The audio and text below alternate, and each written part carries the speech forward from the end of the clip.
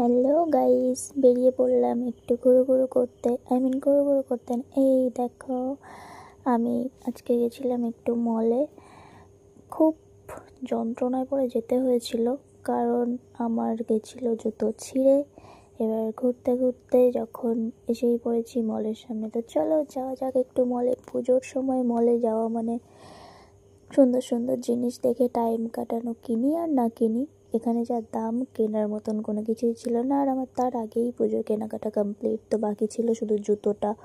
আমি কোনো দিনও এরকমভাবে মল থেকে কোনো রকম জুতো কিনিনি। যা কিনেছি এমনি বড় বড় দোকান থেকে কিনেছি, বাট মল থেকে জুতো এই প্রথমবার। দেখো এত দাম নিয়েছে জুতোটার।